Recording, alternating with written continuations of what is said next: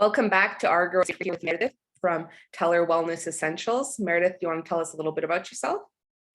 Yeah, for sure. So my name is Meredith Teller, and I'm passionate about all things food and local and sourdough especially. So I bake sourdough bread. I brought my sourdough starter to be part of the conversation.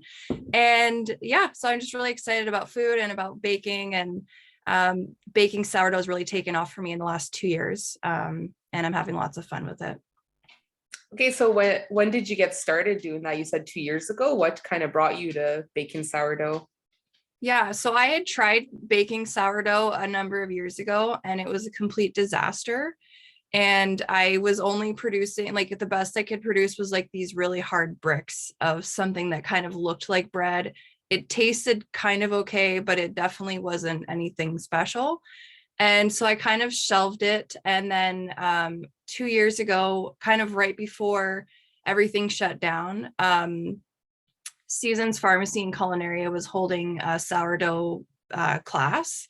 And so it was just something that I was interested in trying again. So I signed up for the class and took it and learned a few things there. But then I was still feeling kind of overwhelmed by the whole process. Sourdough to me was just like I had tried it and failed sort of at it, and didn't necessarily have the time or the confidence to try it again. So I went through the whole process, and then I kind of baked a couple loaves and then was a little bit too nervous to go through the whole process on my own. And then life shut down and I had a lot more time at home. I was working from home, and then I actually was on a leave for a little while. So I had some extra time to focus on myself and my family and just be around the house. So I thought that was the perfect opportunity to kind of pick up with the sourdough experiment. And so I just started with trying to master the basics of getting a loaf that was nice and crusty on the outside, but fluffy on the inside and soft, and trying different flours out and trying different recipes and stuff like that. And once I kind of got a little bit more confident with just the basic plain sourdough, I started branching out, and I found another book on someone else that I follow on Instagram, and kind of cooked my way through his bread sourdough book. And that's kind of where I would say my confidence and creativity kind of took off once I started producing some bread loaves and different things that were kind of different, but they were working out. It gave me more confidence to kind of try a whole bunch of different ideas.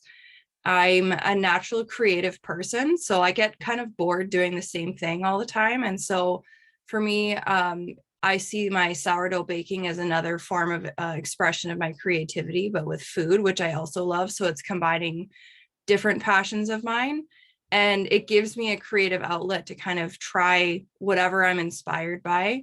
So I'm also very passionate about local and eating local, growing local. And so it was great right around that time when I started branching out and trying different ideas. It was the height of summer, and so there was lots of beautiful ingredients available to try and add into different breads and focaccias and things like that.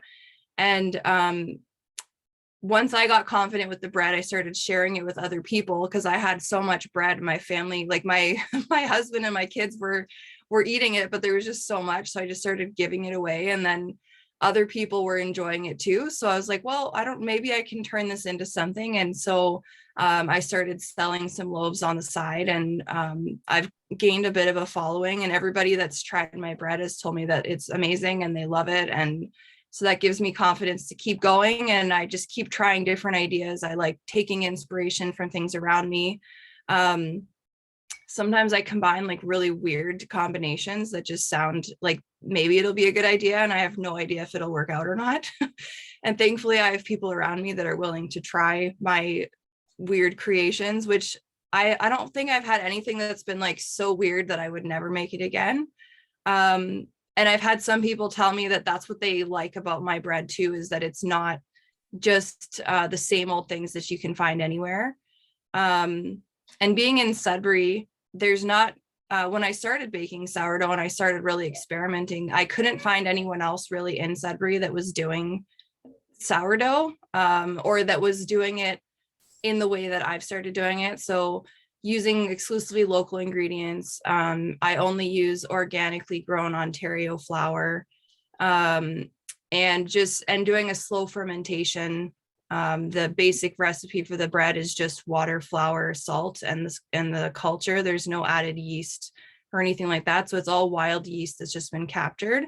And that's just fascinating to me too, that you can produce these beautiful loaves of bread without adding commercial yeast or anything like that, and coming up with a beautiful product that tastes delicious.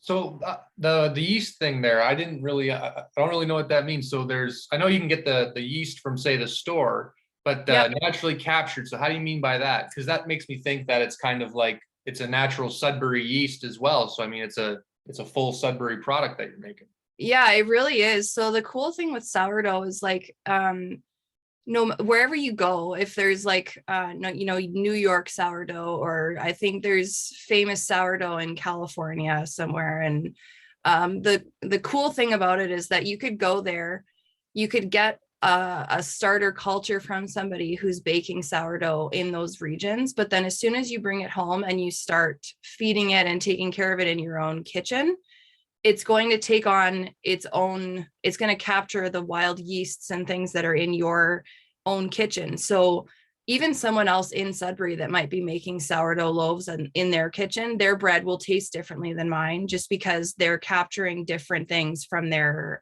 environment.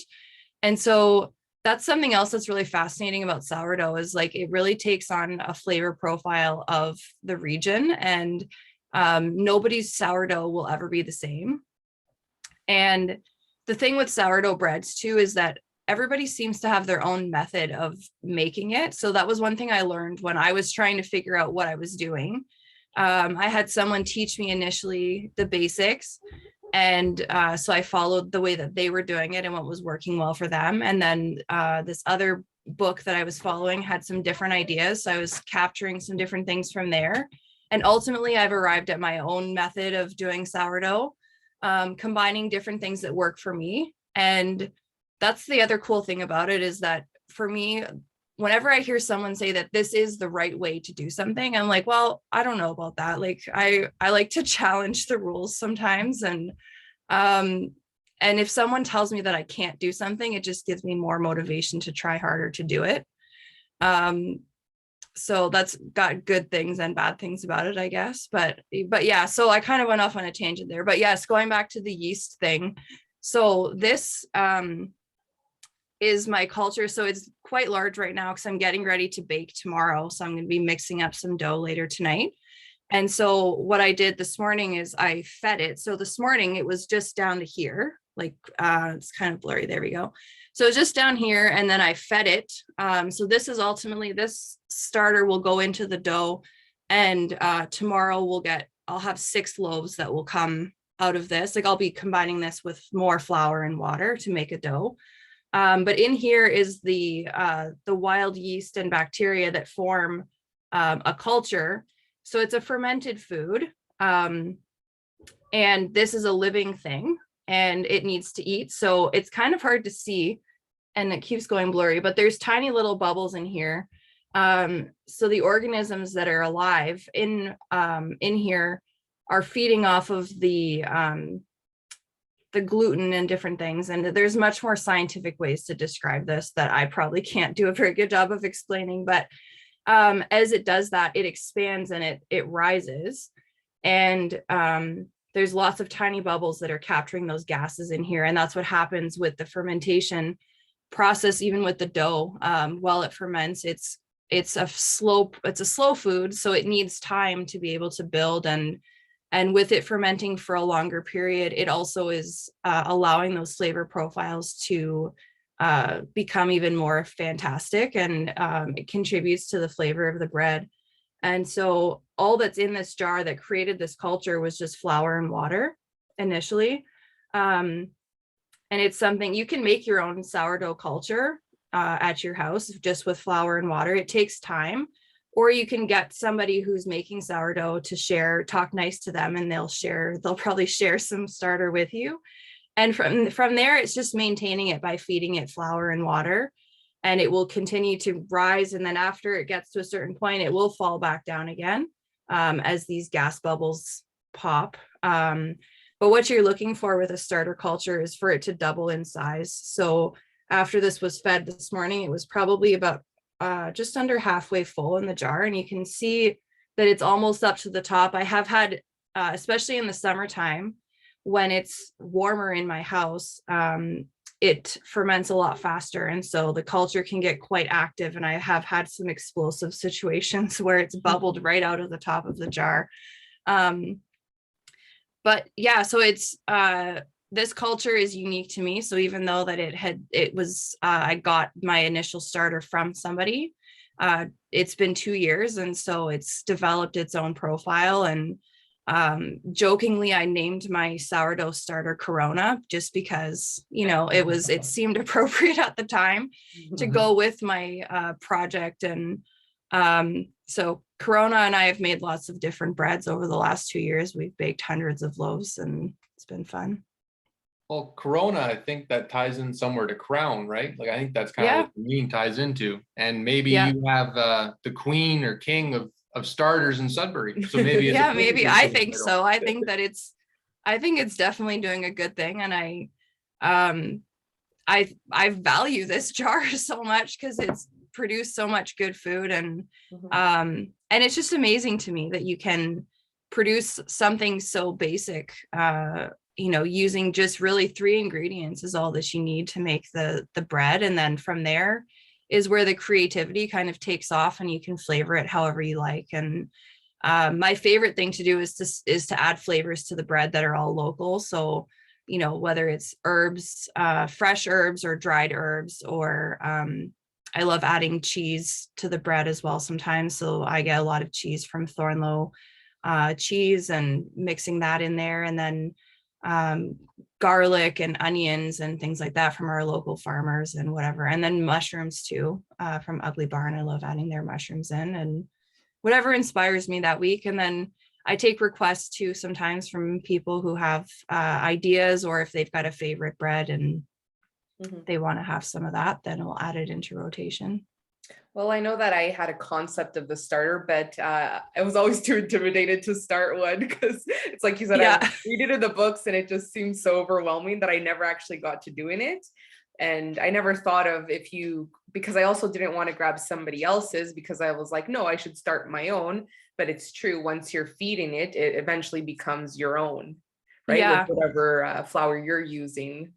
Yeah, it's just like with other fermented foods, like when I started doing kombucha a number of years ago, and I was making that, and that's a fermented tea that's got lots of health benefits. And it's a similar thing where you start with a culture, but then as soon as you start making it long enough, it kind of becomes your own flavor profile. And fermented foods can be scary because, at least for me, you're trained that rotting things are bad, and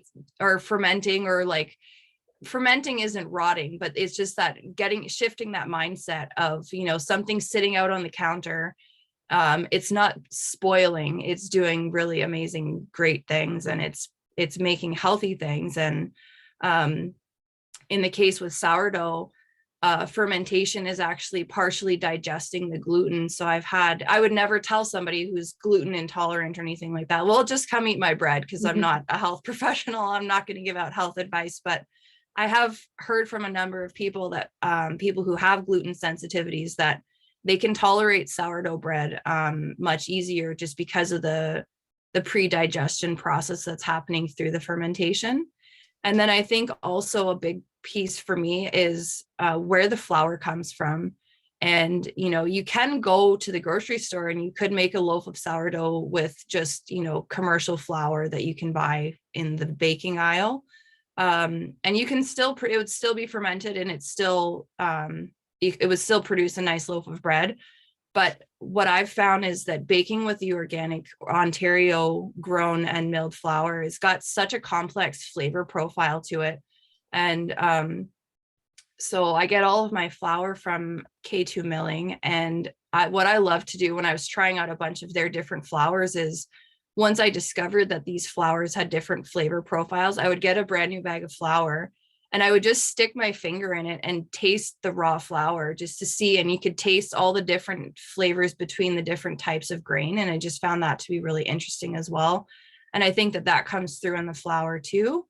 And because the grains are grown in such a way that like there's care taken with them, they're not sprayed with a whole bunch of stuff and they're not mass produced. I do think that that contributes also to a higher quality bread product in the end, that has all these flavors that maybe we've forgotten existed with our familiarity more so with grocery store flours and things like that.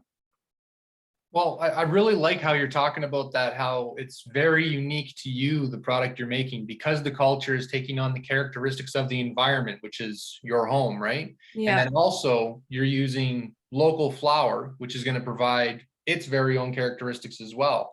And so you're providing a very unique flavor for a very unique place. And like Absolutely. that's another thing that I love about these smaller scale sort of businesses and manufacturing or producing, like food production, is because you get very unique particular flavors. It's like, it's not just as simple as, oh, this is homemade and it's good. It's like, no, it's more complicated than that. It's like, actually there's real depth to the flavor. And when you start sort of looking about getting more involved locally, at first you might try something local and you think, oh, I don't really like that, right? But then it's like, really, it's getting used to, like, are you used to having, say, a store-bought bread versus, say, a whole grain bread? Because even if you go to the store and you get like white bread versus, say, whole grain or 12 grain or whatever, two totally different things. And if you've eaten white bread your whole life, you're used to eating basically a really sweet kind of cake bread almost. Yeah. And then you're eating something a little more bread-like. And then if you're making something that's homemade or whatever, it's going to have a very different flavor. But like, that's actually what bread tastes like too. Yeah. And it's, I like the ability to discover new flavors and new tastes, and part of the character of the food that can be produced here. Like, it is its own very unique thing. It's all of Sudbury and all of say Ontario has a bunch of plants and flavors that's just waiting to sort of let you know what it's all about. And you're basically at the forefront of uncovering some of that for people around here. Yeah, for sure. I love that. And I completely agree. I think that it is a unique thing and it's unique to me, and it kind of captures me in so many different ways just because it's a creative thing.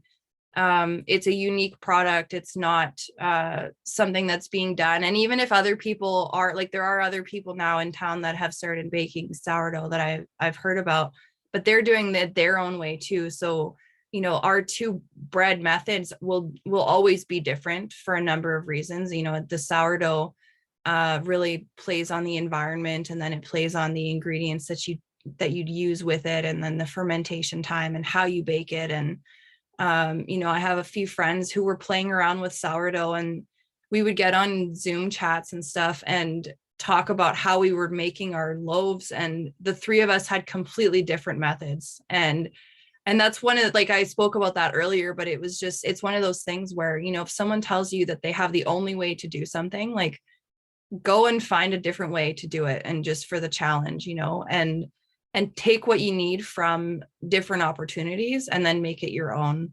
And so that was the really interesting thing and like with the bread, you can still, we were all producing beautiful loaves and they all had different taste profiles, and we were using different types of flour and even different baking methods and cooking times and things like that. And in the end, we're all producing what is identified as bread, but it's all completely different products. And yeah, it's lots of fun. Yeah, and like getting together and talking about it, like you said, there's a bunch of different ways to do it, and it really is seldom the case there's one right way of doing something, right? Yeah.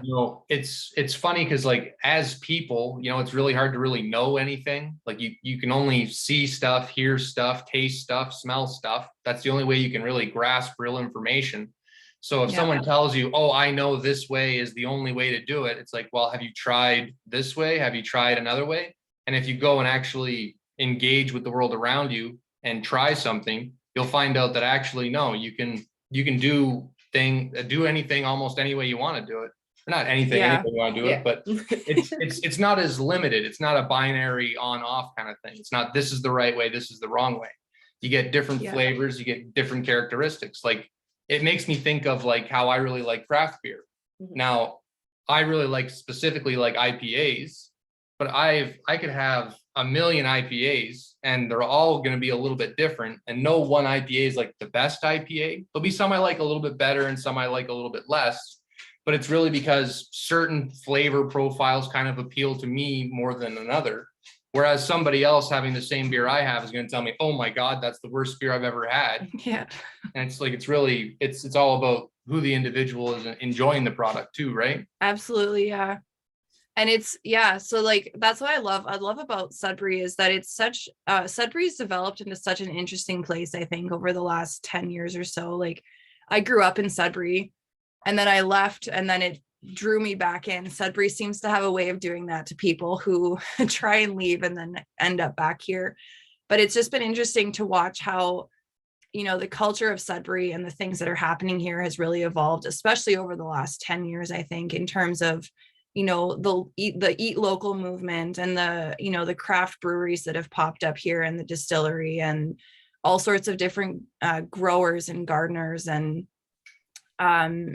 different things and different opportunities for us to network with other creative people and people who are doing very unique things. And, even with gardening or growing things, like there's no right way to garden. And I love what you guys are doing with your dome. And I think that's so fascinating that you're trying out new things that way. And then there's other growers in town that are doing hydroponics and they're growing year round that way. And for myself, like I like to garden in my own yard, and I've always pushed the limits on, the zone that we're in. And it's like, well, you can't grow that here. Like, well, why not? Like, let's just try it anyways. Like, what's the harm in trying? And that's just been my take on different things, is I like to push the limit a little bit and just see what can happen. And often, like, there's happy things that come out of the experiments, and sometimes, they're just learning opportunities. And one of the things when I was learning to do sourdough that really stuck with me that someone said was, there's no such thing as a failed bake. They're just learning opportunities. So I've produced many flat loaves of bread, and there's various reasons for that.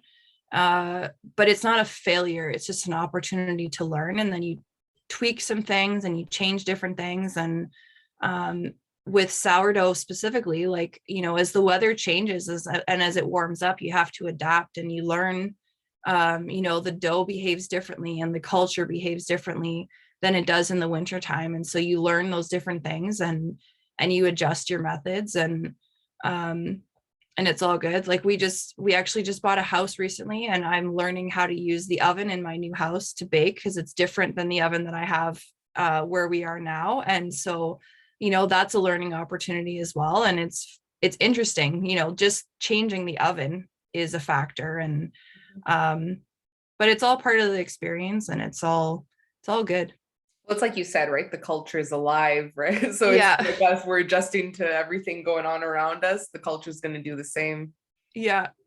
Yeah. And the culture can be temperamental sometimes, just like us. Like, I have good days and I have not so great days. And, there was one time when I was baking and I was doing a lot of orders all at once. So I think the most number of batches that I've had on the go at once, I think was it was maybe 5 batches I had going, which was that was pushing my limit of what I was able to do in a short period of time. Because especially with sourdough, like, you have to time it right, because if you start all 5 batches at the same time, they're ready to go in the oven at the same time, but they can't all go in the oven at the same time. So even that, learning through that process. But anyways, I had all these different bowls going on in different stages of mixing. And at one point I couldn't remember if this one bowl had the salt or not. And I thought I had put it in. I was looking at it. It looked kind of like it had salt. And so I just went with it. And then those loaves came out very strange. Like they just, like the dough felt weird, like when I was shaping it, and I'm like, this just feels off. Like I guess the dough, like I guess it was just barely active or whatever. And then when I baked them, they came out so flat. It was really interesting. And then when I tasted them, I'm like, this tastes off, but it's a recipe combination that I've made many times in the flavor combinations and stuff. So I was just thinking about it, and not really even understanding the purpose of the salt in the bread, other than like salt brings different flavors together. And so I understood that part of it. So just out of curiosity, I Googled, like, what does salt do in sourdough? And found out that the salt is like an extremely important part, not just for flavor, but it also in the fermentation process. And, without the salt, the fermentation happens way too quickly. And so that's what happened in this case, was it fermented way too fast. So those bubbles, the gas bubbles that ultimately give like the nice fluffiness in the dough, just collapsed because the bread fermented way too fast, even in the fridge overnight. And then without the salt, the flavor profile was just not there. So that was a really interesting learning opportunity for me, that, I never would have thought to look up what is the purpose of salt in sourdough bread until I had this mystery that I was trying to figure out what happened, and ultimately concluded like that batch of dough didn't get the salt that it needed. And that's what happens when you don't add salt to sourdough. It doesn't work. So Yeah, and that's a good way to look at it, right? Where especially when you're embarking on a lot of these new adventures where you're trying to do something new or trying to pick up a skill that people have sort of forgotten. It's like, yeah, you really got to sort of try and then mess up and then not get too down on yourself. Because I know for me, like part of getting started doing stuff sometimes is you start doing something and you realize that it's a lot more work than you thought in the beginning, or, you miscalculate in this way or that way, or you totally mess it up. And then you kind of feel like, darn, like I can't do anything right. And you get down on yourself because it's easy. Because I mean, I think maybe it's because like you go to the store, you buy a loaf of bread. It's such an easy thing to do. You think, well, how hard is it to make bread, right? It's like, oh, it's just easy. And you go to do it and you realize, oh, actually, this is a real skill. This is like a real trade. Mm-hmm. This needs a lot of respect. And that's why, like, maybe it's actually a good thing that you get that. It kind of humbles you. You realize that, oh, you don't know anything. All the things that you think are simple are actually very complicated and deserve a lot of respect. But then on the counter side of that, once you learn that hard lesson, once you get that kind of bitter pill, you get to enjoy the fruits of that, which is a much better product, or not making the same mistake twice. You just get better at it. So that's way more the optimistic way to kind of look at it. Mm-hmm. Yeah, for sure. And I feel all those feelings. Like I've definitely lived through all those emotions that you've just described. Like, because I can get very frustrated with myself when things don't work out the way that I think that they should, even on the first time. And it's like I've had to learn, and I've been given many opportunities, especially over the last year and a half, to learn how to be patient and to, take a step back and not just be like, well, this is ridiculous, like this, this is silly. And to really look for, it's a hard thing to do, to look at, what can I learn from this, instead of, well, this is obviously a failure and like I should just give up. It's a hard thing to do, to make that shift mentally, and to, learn to focus on the opportunities instead of the failures. And with the bread, sometimes, like I can do everything right, like quote unquote right, and I still have times where I'm just like, well, I don't know what happened, but it didn't work. Like, or I've had frustrations sometimes if I'm doing an order for someone and like my oven decides that today it's going to be really wonky, and the bottom of the loaf gets way darker than I like, and like that's frustrating to me. So like literally nothing is different, except someone is paying for this now, and like you're going to choose today to not function properly. Like, so I've definitely lived through those frustrations, and it's the sourdough, even it's a humbling thing, because it's, when you get to that point where you're like, okay, I've mastered this, I know exactly what I'm doing, it'll throw you for a curve. And it's like, oh no, like let's change the temperature and like let's, whatever. but like I said at the beginning, like I get bored easily doing the exact same thing. So in a way, like I think that's part of what keeps me trying and experimenting. And, you know, when I have those times where it doesn't turn out right, it keeps me going, trying to figure out what happened here. Or, you know, sometimes there's no explanation, and the next time you do the exact same thing and it's perfect and it works out just right. And yeah. So with the sourdough, are you baking like once a week? Or like, does it take time? Do you need to keep time between baking, or can you just always be using the culture? You can always be using it. Like if you maintain your culture and you're feeding it, you can bake with it every day once it's active and once you've got it really well established. Right now I'm baking about 4 times a week. Sometimes when like over the holidays or when there's different things happening during the year, sometimes I'll be baking every day if I have lots of orders and things like that. But like right now I'm baking about 4 times a week, anywhere from 3 to 6 loaves at a time right now. But I have had days where, you know, even on those days, sometimes I'll bake 12 loaves a day if I have lots of orders and different things going on. The most important thing with the sourdough culture is just to keep feeding it, because it is alive. So it needs to keep eating. And if you're not going to be using it, or if you're not going to be baking, if you are only going to be baking, you know, let's say once a week, you could maintain it on your counter as long as you're feeding it a little bit every day. And or you can put it in the fridge and it'll slow down the fermentation, and it'll keep in the fridge that way. Or if you're going away and you need to just take a break from it for a while, you can put the culture in the freezer, and that'll just put it into like a dormant state. And it'll pop right back to life. Like I had recently I had to stop baking for health reasons for a couple of weeks. And so I had to put my culture into the fridge during that time. And I got it out, fed it, and it popped right back to life. So that's the kind of thing that's kind of interesting about it too, is that, you know, it's still living even in the fridge, and it can be maintained that way. And but you can bake with it as often or as little as you like.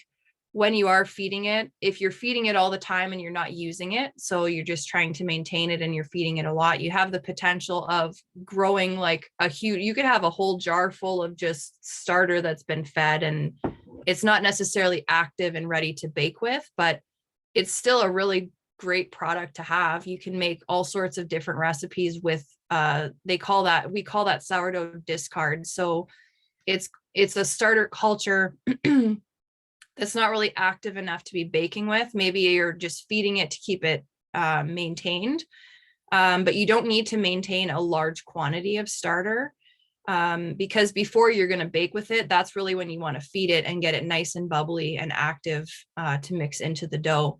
So, but if you're just maintaining it, instead of filling up a jar with culture, you can take a little bit off every day. And I have a jar in my fridge that I keep full of what's called discard. And when that jar gets full, sometimes I'll bake I'll make a big batch of sourdough waffles, or it's really great for making muffins and things like that. So you still get the benefits of some sourdough in some baking, and there's lots of recipes out there to use sourdough discard. So never want to throw that stuff away, because it's still good. And it still has lots of great benefits and a great flavor profile too. So there's lots of great things you can do with sourdough discard. Yeah, that kind of makes me think too, how another skill that kind of comes along with a lot of these sort of small scale workings too, is that you don't want to waste anything, because, you know, especially if you're operating at a small scale, you don't have the privilege of wasting anything at all, because, you know, stuff costs money, right? Yeah. And then it's another good skill, because like I find maybe what like a lot of our problem is when people talk about the environment and all that kind of stuff, is maybe it's because we're not making full use of the energies that we actually are taking advantage of. So like in that example, you think it's called discard, which means like, you know, kind of throw away, but really it's not a total throwaway. Like you said, you can make muffins, you can make waffles, you can make a bunch of other different recipes.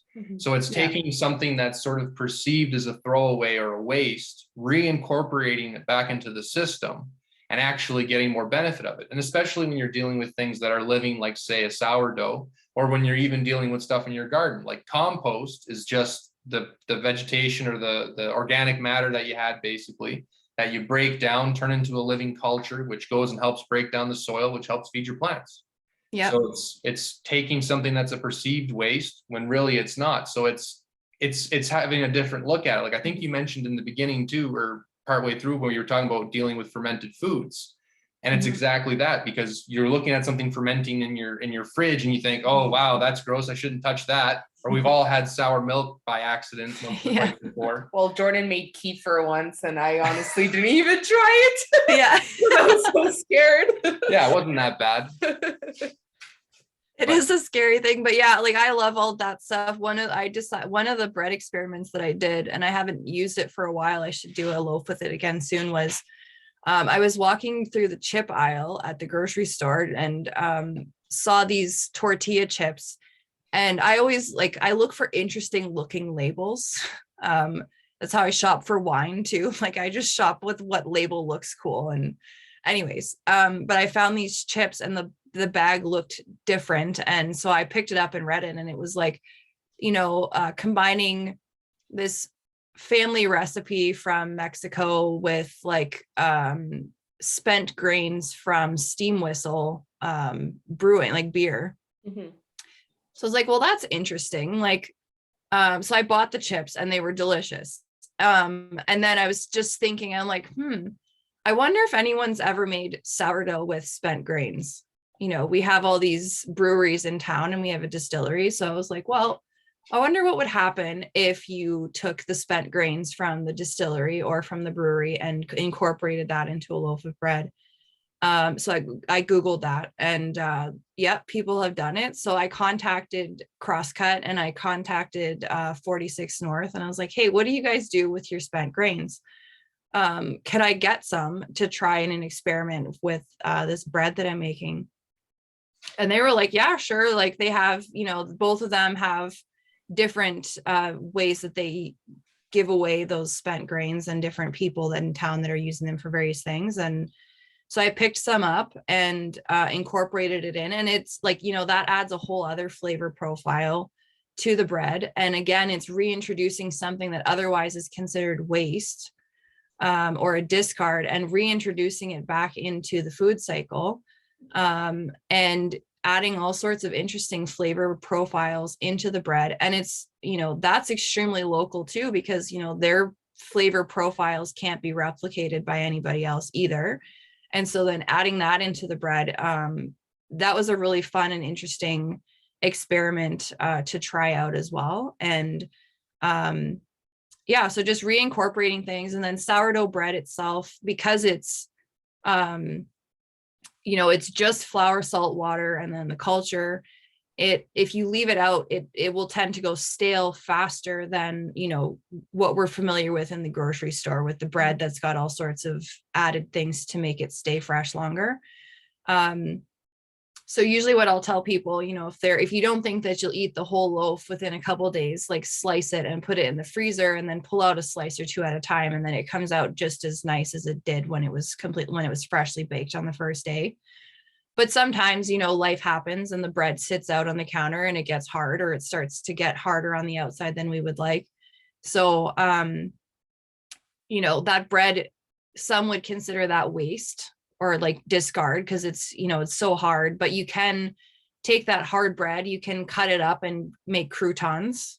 You can grind it in a food processor and make breadcrumbs.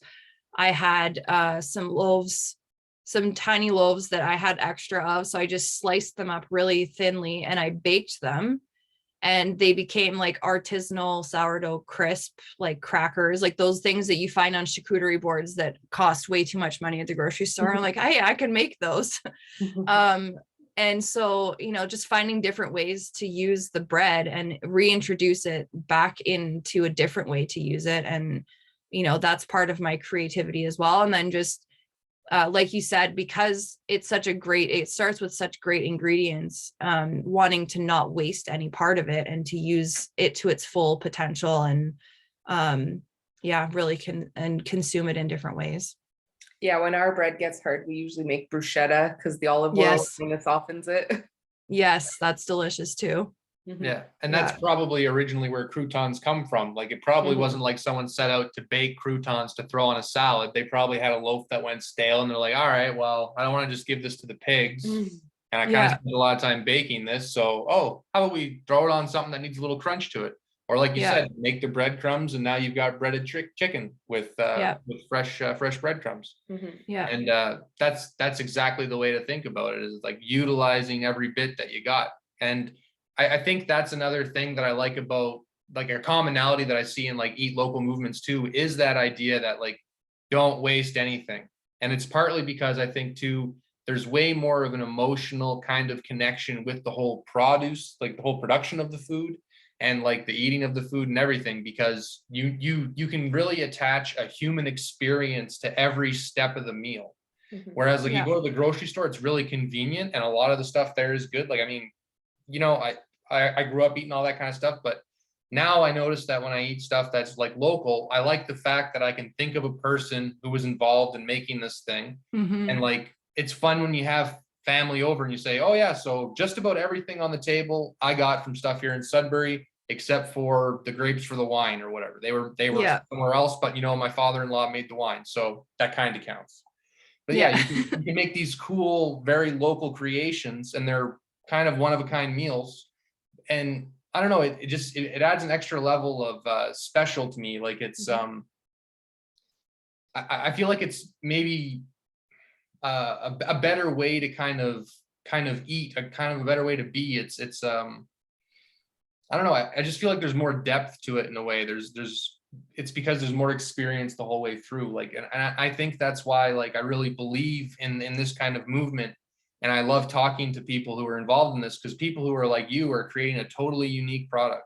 And Mhm. it's the only bread that we can get that's exactly like your bread. Mhm. Yeah. And like I just think that's so cool, because I think like everyone is so unique and has a totally cool thing to offer if you kind of let them do what they got to do to offer you that thing. And Yeah. like you going through starting it first and then kind of back, like, you know, saying, I don't know if it's for me. And then all of a sudden a course gets offered at Seasons, and then you're off to Seasons, and then you kind of get back at it. You think, oh, that's not right. And then Corona comes along and you've got a cool name for a sourdough. Yeah. So, I mean, like, and then that's another thing too. You took a thing that was sort of a perceived negative and you turned it into a definite positive. You turned it into tons of learning, tons of growth personally, Mhm. and an awesome experience for all the people who get the privilege of having your bread. Yeah, lots of people Yeah. benefit from it, right? Yeah. And Yeah. it's not like a selfish thing either, too. It's like you get paid because you should get paid for doing hard work, but it's like it's really about making good bread. It's not Mhm. about getting rich, because I don't think there's very many rich bakers out there. No. And I know bakers work long hours and they work hard. And so it's obviously it's about something bigger than that, right? It's about making good bread. It's about the good experience. It's about the community where all the ingredients come from. And Yeah. if you're eating that all in your bread, as opposed to getting a loaf from the store, I mean, that bread has got a hell of a lot to offer. Mhm. Hmm. Yeah, for sure. And I love what you were saying. Like, I love when I can take a picture of my plate and know exactly where everything came from.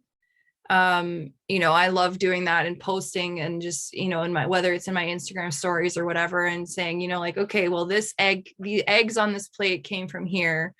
And, the bread came from home, and the bacon came from this farm where there were these pigs that I was part of, like helping on that farm. And, just going through all the motions. And there's just something about, locally grown food just tastes better. It just does. And it's really hard to make bad tasting food when you have really good quality ingredients. And so, when you start with quality ingredients, you're going to end up with something that's really good in the end. 99% of the time, like, unless some catastrophic disaster happens, you're going to have all those great flavor profiles and different things. And there's community that happens over sharing food. And I think that that's something else that I really enjoy. And, my grandmother fed tons of people all the time, and there were always people in her house, and she loved people with food. And I think that really has come down, and I embrace that part of her in myself as well. And I love on people with food, whether it's making food for them or sharing food with them. And so being able to carry on those family traditions and different things, and even bringing back traditions of things that we've gotten away from. I love exploring those different things, whether it's learning how to bake bread, or whether it's preserving food and different things that my grandma would do. She did it out of necessity, and then we a couple generations we get away from it, and then now we're going back in that direction again. And so watching that process happen is really interesting to me, and just like the different skills that we can relearn from each other and from our lived experiences and our past family experiences is all part of the fun and the community that can be built through that. And making it your own. Like, no one person has to learn how to do every single thing, because that's just exhausting. But finding those people in your community who are doing amazing things and, supporting them. I love supporting other local businesses and people who are doing really cool, awesome things, because it's like, you deserve to be supported for doing something that you love to do and that makes you happy. And, I have no interest in going out and trying to replicate what everybody else is doing, but I'm more than happy to support what others are doing and, focus on what I'm doing and what I love to do and doing it well. And, I think that that's part of our way forward as a community and as a culture, is focus on things that make you happy, and focus less on what everybody else around you is doing. And just, embrace the things that make you happy, support the things that make you happy, and you'll be happy. I think that's kind of my mantra right now. And yeah, that makes a lot of sense, because like that's a thing that I find myself having to be conscious of, is like getting caught up in, say, negative things. Like just turn on the TV and you'll get a blast, an earful of negative news all the time. But like you said, really, if you want to make a positive difference in the world, it's doing something you love, doing something because it's a good thing to do, and just worry about doing that. Worry about and don't try to do everything, because we're all kind of people, but we can all find a place where we actually fit into a bigger whole that is doing something good. So like, yeah, supporting your local businesses, like you take your hard-earned money and you give it to somebody else who's put hard-earned work or hard work into a product that they earned your money, right? Mm-hmm. And you can find where you fit in, and you can grow the good by focusing on the good. You don't have to really worry so much about the negative stuff. I mean, it's always going to be there. It's almost like just keep running and putting stuff into good as much as you can, and try to make a difference that way. It's like fighting a negative thing just kind of gets you tangled up in a negative thing, but putting into a positive thing, it's like a love multiplier kind of thing in a way. It's like you're doing something you love, or someone else is doing something that you love, and so you want to support them. So you kind of give them love by your patronage or talking to them and helping promote their product or whatever. And then you get love in your life because of the thing that they're giving you that you love. They get love in their life because you're loving them and what they're doing. And you can help grow them, and they're helping grow you. And it's like, maybe you're not making money or something, but they're growing you like on the inside. Like they're they're adding depth to your life. And it's like, I feel like that's the real investment of this local business, local farming, local agriculture. I think it's like, it's sort of like the ideas behind like restorative agriculture. It's like, keep putting back into the ground, like keep putting back into the community. If you're always sending money out, if you're always sending resources out, if you're always sending your attention out, if we're always focusing on what's going on south of the border or in other provinces or in other cities, even in Ontario, we're not putting back into the soil of Sudbury. And what the soil of Sudbury needs is us and our resources. And that's us working together as a community, putting our attention in places where we need more love, that kind of thing, and building something together, because that's what you do to make things better. You just build the next better thing. Sometimes things go bad and they fall apart. So just build the next better thing. Yeah. Yeah, I think that's so true. Like if you focus on the negatives all the time, you're going to find them. But if you look for the positive and look for the opportunities, then you'll find those. And it's kind of like that, if you go out and, you're interested in a red car, and then all of a sudden you're seeing all these other red cars. Well, you're focused on that red car. This doesn't mean there's more red cars today than there were yesterday, but you're focused on that thing, and focusing on things that make you happy, whether it's just something small. And it all starts small. I think even with this eat local, support local movement, it doesn't mean that you go out and you spend all of your money tomorrow supporting every local business in town. It's, because we would all be broke. Yeah. But it's starting on something small, and then you build on that. And, even if you're making lifestyle changes, I think that's how you succeed with that. Like you start with one thing, and then once you get good at that and you feel like you've succeeded with that, and then you expand onto something else, and it's a compounding thing. And I think supporting our community is similar in that sense, where, we can support each other through different ways. And there's ways to support local businesses that don't cost any money.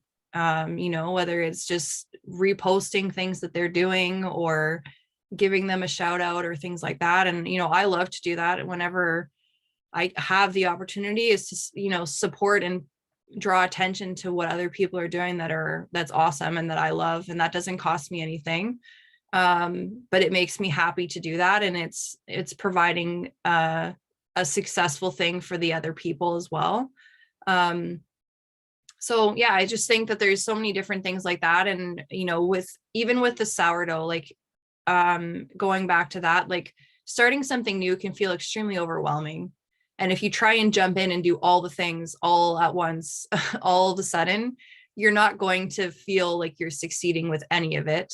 And so if you start small, if someone's interested in learning how to make sourdough, you don't have to go out and buy like the best quality flour and like the best salt and whatever. You can start with Robin Hood flour from the grocery store and a culture and water and salt. You can build on that. And for me personally, yes, I think that higher quality flour is better. That's something that I believe for myself. But there was a time when I wasn't doing that, and it was just like learning the skills, and then you build on that. And then once you learn more and you know more, then you do more and you do better. And so you're just constantly building on that. And done is better than perfect. If you can learn different things and do small things and build on those skills and add slowly, then you'll feel more accomplished, instead of always looking at like what you haven't done and what you haven't been able to master or whatever. So starting small, picking something that you're interested in learning about it, and going from there, and then you can do great things. Yeah, you have to be kind of humble enough to start with the smallest possible thing. It's like, all right, what's the most like sort of surmountable task or mountain I can get in front of me right now? Do that one thing, even if you feel kind of silly doing that one little small thing. It's like, that's kind of a positive emotion. You put that in the bank, right? Now you do something that's a little bit harder, and you think, oh, okay, that's still pretty easy. Then the next thing you do, you're like, oh, this is a little bit of a challenge, but I know I did those other two things, even though they were pretty easy. And so you can go ahead and you think, oh, well, it didn't turn out quite the way, but yeah, like I got 80% there. I got 75% there. Like, oh, it wasn't a total failure. You think, oh, okay, so I can redo this thing. I can change this thing. And then you're like, all right, now I double learned that skill because I did it twice. Now, when I go on to the next thing, you're probably going to get it 90%. And so you're still not at 100%, but you are still doing a lot better than what you were the last time around. And so you start with that little bit and you get bigger and bigger and bigger. And it's just like, you say you want to build like any kind of structure. You start with a good foundation, and that's making sure the basics are done right, making sure everything's put in the right place. It's simple stuff, but it's not always easy. But it's essential to doing anything well. Mm-hmm. And that's, like you said too, going back to the ingredients that you're going to use in your bread. If you start with good ingredients, you're going to have good bread. Mm-hmm. And if you start to get good skills because you're taking the time to learn how to do things right, now you're taking all of those quality ingredients you're adding your special ingredient, which is that you're getting more and more competent at your craft. And then you get an even better product. And then you learn from the ways that you could have made it better this way or that way. And while you're doing that, you're also learning how to pay a lot more attention to something that is sort of a little more nuanced. Like, I bet that you probably could taste subtle differences in a bread that I would totally miss. And that's just because of your exposure to however many different recipes, however many different flours, also dealing with your friends who are doing sourdough and that kind of thing too. So like, you've in doing something that some people would think is a basic thing, like making bread, you've learned, like, I imagine, a ton, because you've learned about very, very fine-tuned measurements, like fine-tuned adjustments. And you've learned about the nuances and the full scope of what really goes into making bread. And so even though on some level you might think, oh, it's a basic thing, because I think it's because like bread is just so easy to come by, you think it's just a simple thing. And then when you actually have like good bread and you look at I watched Sophia make bread and I was like, oh, that's a lot of work. I can understand why someone wouldn't want to like make bread all the time. Like, it's a ton of work. And then, you know, you could basically sit down and eat a loaf at dinner and then it's gone. And so you have 3 hours of work put into a loaf that's gone in, you know, an hour. Yeah, and I think with bread, it's just such a staple for everybody's diet, really, like even like back in the day to today. But what they were eating back in the day wasn't your, you know, sugar bread from the grocery store. So it's just so different from the diet now, because now everybody's like, okay, don't eat bread if you want to lose weight, that type of thing, right? And they're not wrong, but that's more the bread that you're buying in the store. Like, if you're making your bread from scratch, like doing a sourdough loaf, like that's much better for you with like local ingredients, that type of thing, than going to get that white bread from the grocery store, right? And then like, and I find too, like with the with the higher quality bread, you know, when things taste better, like you don't eat as much of it to feel satisfied. You know, and a sourdough is like, it's a denser bread than obviously like your spongy Wonder Bread or whatever. But there's a lot more substance to it. And so you can feel satisfied with a lot less eating the sourdough. And so that's just a relearning thing as well for people, you know, like, because there is that mentality where, you know, bread is bad and gluten is bad, and like, you know, you need to not eat bread and whatever. And it's kind of funny, like we see that I see that in bread sales, like with baking and stuff, like the demand goes down in January and first half of February.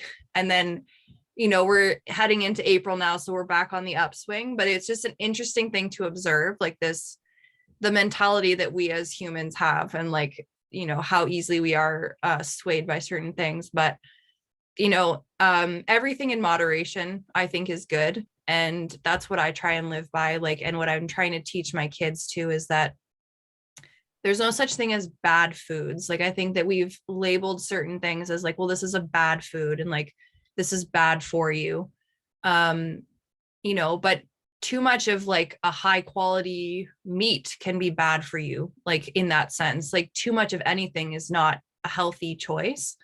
But it doesn't mean that you can't treat yourself, and it doesn't mean that you can't have good things and things that you enjoy and like those treats once in a while. And so just shifting that mindset too, where it's just like, it's not a bad food. It's fueling our bodies ultimately. Are there different things that fuel our bodies better than others? Yes, there are. And it's just learning, like, it's back to that, when you know better, then you do better and you make different choices. But it's all, everything in moderation. I think that's how I try and live, is just 80-20. Like, you know, 20% of the time we're going to go out and we're going to eat whatever we feel like. Maybe the next day we won't feel that great, and we just learn from that, and then, you know, we shift back. But life is too short, I think, to just always be like so confined into these rules that we put on ourselves as society. And like, it just goes back to doing things that make you happy, but within, like, in moderation. You know, my bread baking is certainly not paying for my living expenses, but it's something that I love to do, and it's something that makes me happy. And so I'm doing that for those reasons. I'm not doing it to, cash in and make a huge income, because that's definitely not, I don't know anyone in the food industry really who's like making bank off of anything. But we do it because we love it and it makes us happy. And that's what the important thing is. And that just made me think, like how you're saying no one's getting rich in the food industry. And I think about like, what's one thing people do every single day? A lot of us 3 times a day. Eat. We eat food. Yeah. And then we're so unwilling to invest in something that is an essential part of our life. Like when you look at, what makes up the skin cells in your hand or the blood vessels you got in your body, it all starts at your food. And if you're eating poor quality food, you're going to have poor quality building blocks that your body's made out of. Yeah. And so you got to think, especially going through a 2-year, going on 3-year health pandemic, you got to think, well, how healthy are we as a society when we invest this little amount into our food? And it's like, and how sick are we as people because we don't actually pay attention to what's going on for the input? It's like if you build a house out of cardboard, you shouldn't be surprised when the first rainy day comes along and washes your house away. But if you build your house with bricks, well, then you can stand a storm. It makes a difference. Now, I'm not saying that it's the golden cure-all for everything, but it certainly seems to me to be common sense that, if you want to be healthy, if you want to have a good life, you should do the investment on the front end, which is putting food into your body. And like you said, if you're buying good food, if you're buying healthy food, that occasional indulgence, and because you're not really going to be overly hungry after dinner anyways, then the occasional indulgence is just a welcome treat. It's just it's an attaboy for doing a good job during the week. Like, have a brownie. Like, don't beat yourself up over it. And especially if you're eating good quality food, locally grown especially, you're going to be really healthy all the time anyway. So maybe you got a couple extra pounds on the waist, but you're eating healthy, you're happy because you're enjoying food with people you care about, and you're investing in your community. So, that to me seems like it has like kind of 3 pillars in the way, where you're getting good quality food, there's a spiritual attachment to it, and you got community in there too. And I feel like that, because I think you mentioned earlier, like sharing food, or it was your grandmother who would show love by feeding people. And like, that's not a trivial thing. It's like you take people into your house, you treat them like your family, and you give them the best possible food because you want them to be happy and you want them to be healthy.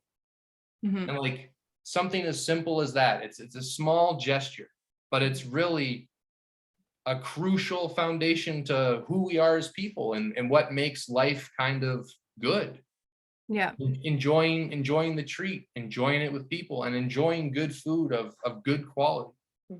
Yeah. And I think another thing too is, doing what makes you happy and giving back. But in that, the other important thing that I've learned for myself over the last 2 years is I can't be everything to everyone. And I'm okay with that. And there are people who may not appreciate what I have to offer, and that's okay too. I've had people over the last 2 years who've asked me to branch out and do different ways of baking. I've had requests for gluten-free and different things like that. I'm not interested in doing that. And I don't feel guilty about saying that anymore. Like, there was a time in my life where I felt like I had to be everything to everyone. And that's just exhausting. And it's not sustainable. And I think, but it's a hard thing to, when you're producing a product that you're sharing with others, to be okay to stick to that and to be true to yourself. And for myself, like, I am proud of the bread that I make. I'm not interested in doing certain things with it, and I'm okay with that. And at the same time, there are others in the community who may not have an appreciation for the sourdough bread that I make. I've had, whether they think it's too expensive or whatever, they don't see the value in it. And that's okay with me. Like, I'm not going to be everything to everyone, and I'm okay with that, because there are other people who do value it and who are all here for it and they love it. And I love it ultimately. And that's the most important thing to me. But I've found community that appreciates it and that wants it and values it. And so I think being true to yourself, being true to the product that you want to produce, and just, being in that mindset that you don't have to be everything to everyone. You're not going to make everyone happy all the time. It's not possible. But as long as you're doing things that make you happy, you're refueling and doing those things that make you happy to keep filling yourself up so that you don't burn yourself out. That's an important place to get to, I think, especially coming out of these last 2 years that we've been in, is, being true to you, doing what you love, focusing on yourself, and, giving back to the community and finding your network, and people that you value. Yeah. And you're right. That isn't an easy thing, but I believe sort of like the things that are really worthwhile in life are not easy things, like having that kind of integrity. And I think that's really what it is. It's being able to say what I'm doing is good and I stand behind it. And yeah, there's a lot of other things I could be doing, but this is the thing I do and I'm good at it. And I stand behind my work. And I think that is exactly what we need. We need to have people who have that strength of character to really stand behind what they do, and that ability to be strong, because I think that is a strong thing, to be able to say, this is what I am, and I don't do this and I don't do that, and you can perceive these things as faults or shortcomings, but I think I'm doing a good job and I'm gonna stand behind it. Mm-hmm. And I think that's bold and strong, and I think that's why I think we talk to people on this podcast, because I think that's one of the key things that people like you have to offer anybody who would get a chance to listen to this, is that integrity matters. It's being true to yourself matters, and doing what you love matters, and doing what you feel in your heart makes a positive difference. It matters. And it might only matter a little bit, but that little bit is a lot, really, when you really look at it, especially if it changes one life, even if it's only your life, or maybe one other person's life. But I mean, especially if it changes your life. I mean, we get so caught up maybe in our high ideals of wanting to change the world and wanting to fix everything and cure all ills. But at the end of the day, we're, a lot of us, one person. And even if we get together in a group, I mean, we could do just as much damage as we can good. But focusing on that integrity in yourself, really focusing on being good at what you do, being true to who you are, that's how you change the world. It's by individuals, and it starts with you. It starts with the person you look at in the mirror all the time. And I think on that, I'd like to say thank you for taking the time to talk to us and giving us some of those inspiring messages and teaching us a lot about sourdough. Would you be able to tell people who listen to this where they'd be able to get a hold of your products or services or contact you? Yeah, for sure. So you can find me on Instagram at Teller Wellness. And so I take customer orders through there. I also bring sourdough loaves to Seasons Pharmacy and Culinaria on Lawrence Street 3 times a week. So you can find the bread there, freshly baked on Monday, Wednesday, and Friday. And then, like I said, I do customer orders in between those kind of things. And so, yeah, you can find me on Instagram. I'm also on Facebook. And really, that's the best way to initiate contact with me, I think. And then we can go from there. So thank you so much for having me on. It's been so fun chatting with you guys and talking about bread and other things. No, I know we're wrapping up, but I have one more question for you. Okay. So my family, we're from Portugal, and around Easter time, we make a bread called fular, and we put meat in there. So I was curious if you ever put meat in your loaves. I've never tried that, but I have considered it, and I'm definitely open to trying it. Yeah, so we don't make, it's not sourdough loaves, but I'm sure it would be good as well. But basically we use, it's called linguiça. It's a Portuguese sausage, and prosciutto, so chunks of prosciutto. And then the fat from the meat just makes the bread so good. So I just thought I'd mention it, that if you're wanting to try it, because I know you said you want to be creative and try different things. Yeah, I would love to try that. If you have like, yeah, I'd love to try that. If you can send me some more information about it and I can Google it. And that's why I learn a lot of things by Googling things, and, Yeah. thank goodness for Google. But yeah, trying different things and different recipes and turning them into sourdough. Easter's coming up, and last year I perfected what I think is a very delicious hot cross bun, sourdough hot cross bun. So I'm going to be making those maybe starting next week. And so some of those will be available at Seasons as well. But yeah, I'm always trying new things and transforming non-sourdough recipes into sourdough things as I can.